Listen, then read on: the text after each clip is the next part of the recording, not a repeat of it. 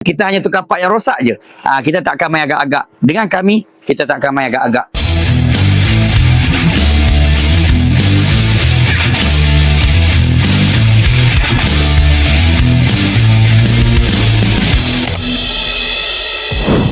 Hai, di 1 minit hari ni. Okey, hari ni saya ada satu Proton Preview. Apa masalah Preview ni? Preview ni tadi owner datang, dia beritahu saya, bang, kat bawah tu ada bunyi lah. Dia dah pergi check tapi tak dapat detect. Tapi bunyi dia bukan bunyi benda ataupun besi yang dah rosak tau. Bukan. Dia lebih kurang kepada besi yang bergerak. Bergerak ni maksudnya mungkin agak longgar lah. Faham tak? Dia macam kuk macam tu. Kalau besi yang rosak ni dia belaga. Sekarang ni dia bukan belaga. Dia rasa macam bunyi tu bergerak. Okey, untuk kereta ni bila saya check, dia punya rear end cantik, rear end cantik, lower arm dia bush dia tu ada koyak sikit je tapi masih boleh pakai, tak ada masalah. Okey, jadi kat sini saya nak tunjuk. Okey, nampak ni bar bush tau. Bar bush ni tugas dia untuk pegang bar ni. Okey, bar ni namanya stabilizer bar. Kalau bar bush ni longgar, kereta kita pun tak akan tegak.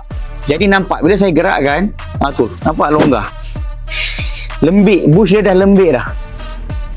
Memang bergerak. Saya ni gerakkan sikit je ni, tak kuat pun. Nampak? Dia bergerak tu. Okey. Itu satu. Dan satu lagi, simptom bush tu. Kalau bush tu dah rosak, apa jadi? Bila kita lalu jalan tak rata, dia boleh keluar macam bunyi sesuatu yang runtuh. Macam kereta nak runtuh lah. Okey. Satu. Nombor dua, saya nak tunjuk. Apa punca yang menyebabkan kereta ni ada bunyi? Part kedua yang menyebabkan handling dia tu tak okey dan ada bunyi. Jom saya nak tunjuk kat sini. Sebenarnya kalau anda perhatikan, ni nampak saya nak tunjuk. Ini dia punya serep bush.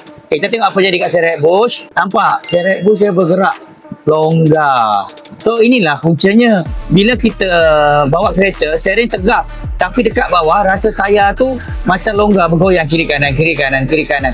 Inilah punca dia. Jadi apa kita nak kena buat, memang tak ada choice lain, memang kita kena tukar part yang baru. Tapi tips dia yang paling penting adalah dua part ni, bar bush dengan serep bush ni, hanya boleh tukar yang original sahaja.